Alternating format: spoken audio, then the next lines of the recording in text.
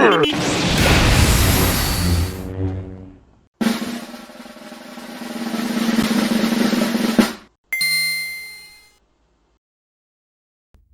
it's Joe, aka Mad Joe FC.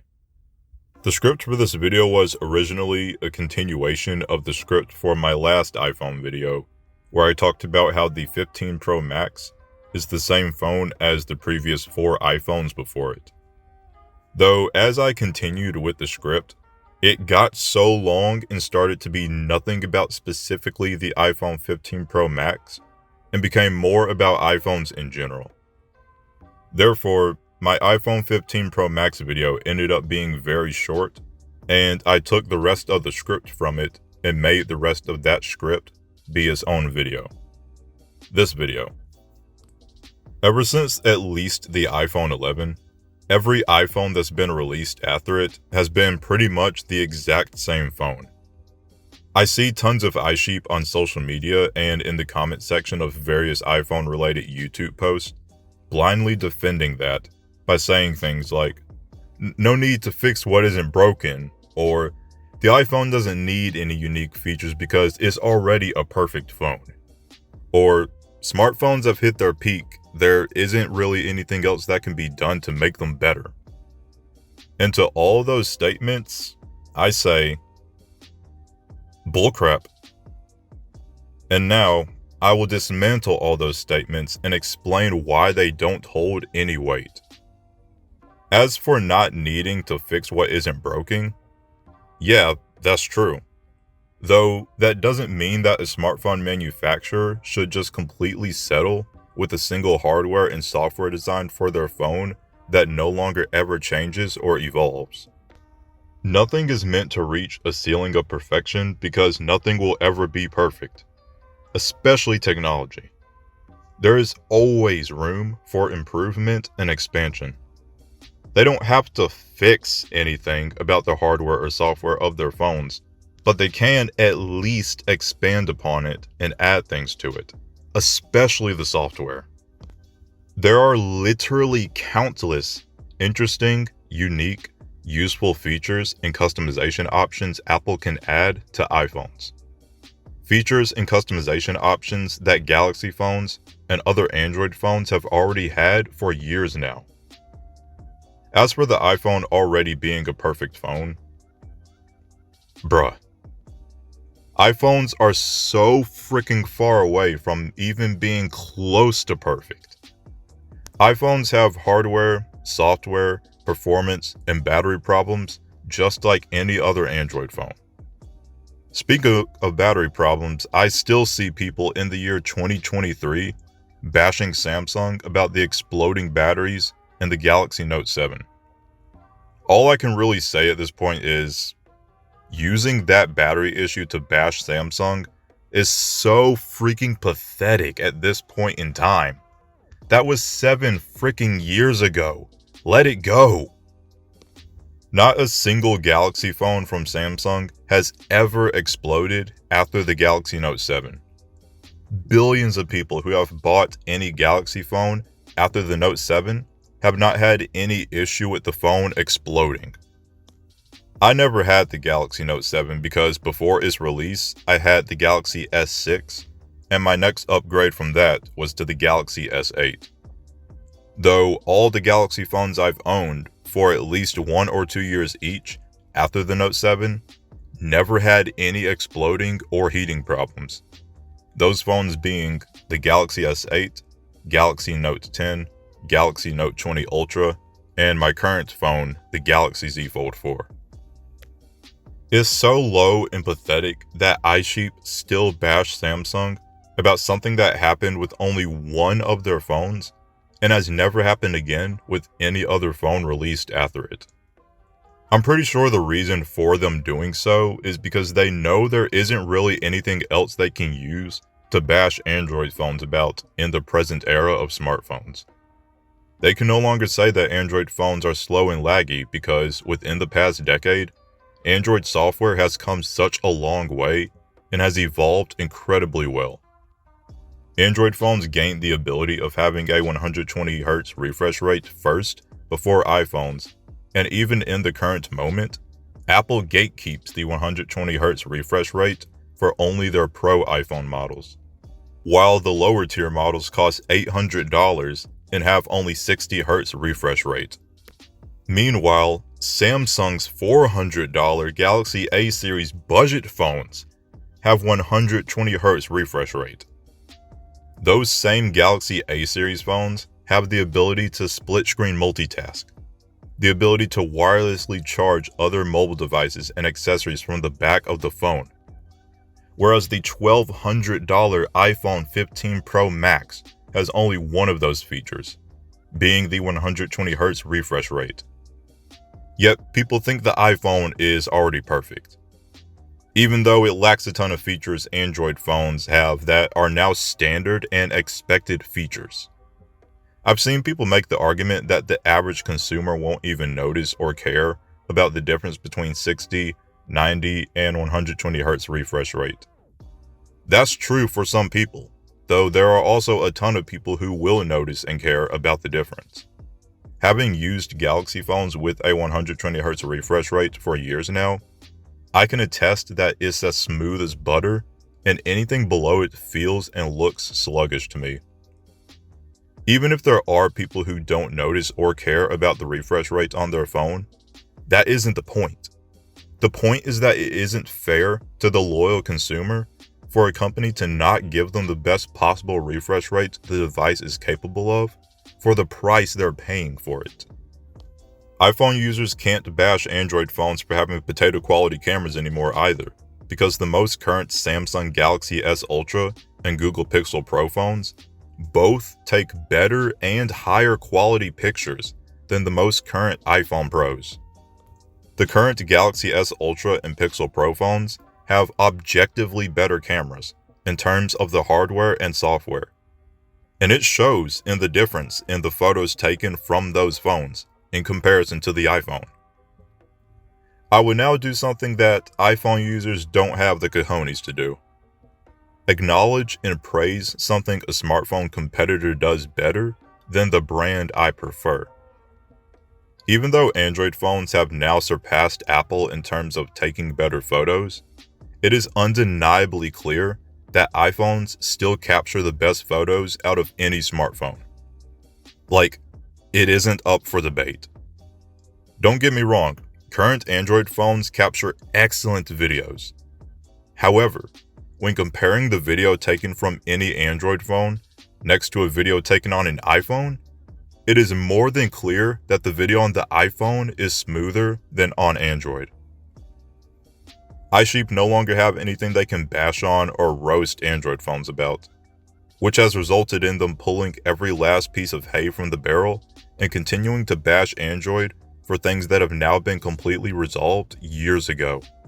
Whereas us Android users still have plenty of weaknesses and imperfections to bash about on iPhones. Some of those being how the ceramic shield glass screens on iPhones aren't as durable as the Gorilla Glass screens on Samsung, Google, and other Android phones. Or how 2022's iPhone 14 Pro Max was riddled with various software bugs and performance issues for plenty of people using it. Or how this year's iPhone 15 Pro Max is currently having overheating issues with its battery and didn't pass jury-rig everything's durability test, due to the new titanium build on the back of the phone shattering when bent. I know that nobody will be purposely bending their phone, but the point of the test was to show how durable the phone is, and clearly, the titanium build on the back of the phone isn't too durable. If the iPhone 15 Pro Max was caseless and dropped on its back from average human height, it would more than likely shatter on impact. Galaxy phones don't have that issue with their Armor aluminum build. Also, until the iPhone 15 series, iPhones were the only modern-day phones to not have USB Type-C ports, which allows for faster transfer and charging speeds than Apple's ancient Lightning port. And they still haven't completely gotten rid of that hideous, ugly notch, and have now even marketed it as being a multitasking feature called Dynamic Island. Seriously, watch my linked video where I discuss why the dynamic island is nothing genius or creative. The majority of iSheep think iPhones are perfect because of the stupid saying, iPhones simply just work. Clearly, they don't always simply just work. I've seen numerous videos on YouTube of people discussing various issues with their phones that I've already mentioned. The thing with iPhones is that due to there being so little features and customization options in comparison to Android phones, that leads to there being overall less things on the device to not function correctly. Though the hardware and software aspects that are on iPhones are still prone to having issues and not working correctly. Because again, no piece of technology will ever be perfect, which is why the manufacturers should always be striving to substantially improve upon their previous generation products. Apple doesn't do that though. They make the hardware and software on iPhones so simple, bare bone, basic, dull, limited, and restricted so that there's less room for possible malfunctions. Everything on iPhones are preset by Apple, and for the most part aren't changeable because Apple wants to dictate the type of experience you have on an iPhone. They don't want the owner of the device to be able to change how different things on the phone functions or operates. They don't want the owner to be able to fine-tune all the visual aspects of the phone's user interface to be extremely personalized and look exactly how they want it to. Apple wants iPhones to function and operate only how they feel it should. They think the people buying and using the phones shouldn't have much creativity or choice in how their iPhone's user interface looks and operates. And since iPhone users don't have much of an ability to change those different aspects of the phone's user interface, they think that the one and only way Apple has the user interface on iPhone set up and arranged is perfect and flaw-free, since it all looks and functions in the one single cohesive way Apple has the device set up to be. With Android phones, if you don't dig deep into the various features and customization options available on the device, you'll get a very similar simple and cohesive experience like on the iPhone. However, it's all the features and customization options that make Android phones so much more interesting, fun, and useful than any iPhone. Most of the features are ones that have been around long enough to become very mature and refined, while there are also some that are newer and more experimental. Various Android phones, especially Samsung Galaxy phones, encourage this hardware and software experimentation, playing around with the different features and customization options and figuring out which ones are for you and suit your mobile device needs and wants. What's great about it is that it's all optional. You don't have to mess around with any of the many features and options for customization on Android phones, but it's there for tech enthusiasts and power users like me and plenty of others who crave the creativity and choice available on a mobile device. I say all of that to say that no, iPhones are not perfect. They are simply just basic, restricted, locked down phones that Apple has preset and configured in a single cohesive way that makes their users think the hardware and software is flawless and perfect. Between the iPhone 15 Pro Max and Galaxy S23 Ultra, the S23 Ultra is capable of doing everything the iPhone can do. Not only is it capable of doing everything the 15 Pro Max can do, but is also capable of doing most things better, and is capable of doing many more things that literally no iPhone is capable of doing at all. Yet loyal, zombified iSheep still think the iPhone is perfect and objectively better than the latest Android phones. Okay. Dismantling the statement people make about the iPhone being perfect took way longer than I thought it would. Now to dismantle the last statement I mentioned about how people think smartphones have hit their peak and that nothing else can be done to make them better. Foldable phones and rollable phones. That's literally all I really need to say to dismantle that statement, but in my typical fashion, I'm going to go in depth and tear apart the statement piece by piece. This statement goes back to what I was saying earlier in the video about there's always room for improvement and expansion. Samsung realized early on that smartphones as we currently know them are plateauing and reaching their peak. Right around this peak of current smartphone design was when Samsung released the very first Galaxy Fold, a hybrid device with a cover screen first on the front panel, which can then be opened to access a massive internal folding screen, double the size of the cover screen. The original Galaxy Fold was admittedly a terrible beta experiment, but still, it was literally the most advanced and revolutionary smartphone in the world. It was different, refreshing, exciting, and a completely new form factor for a smartphone in comparison to literally any other phone. 4 iterations later, accompanied by the introduction of the Galaxy Z Flip, and Samsung sells what are currently the most refined, stable, matured, durable, optimized, and perfected foldable smartphones in the world. Featuring truly innovative and groundbreaking technology in terms of hardware and software to make the devices a sci-fi-like reality. Flexing hinges meticulously thought out and assembled. Extremely thin pieces of glass with the ability to bend from 0 to 180 degrees due to chemical and thermal treatments being applied to each piece. Existing software being programmed to adapt to the foldable form factor, and entirely brand new software features being created specifically for the form factor. And all of it is being further fine-tuned and improved with each new generation. The hinge mechanism, the ultra-thin glass, the software optimization. Samsung knows none of it is perfect, and as I said earlier, no mobile device will ever be perfect and will always be prone to having issues and manufacturing defects.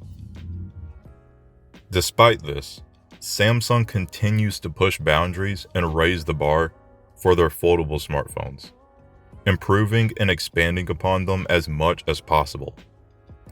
People love to say things like, "No need to reinvent the wheel when the current one already works great."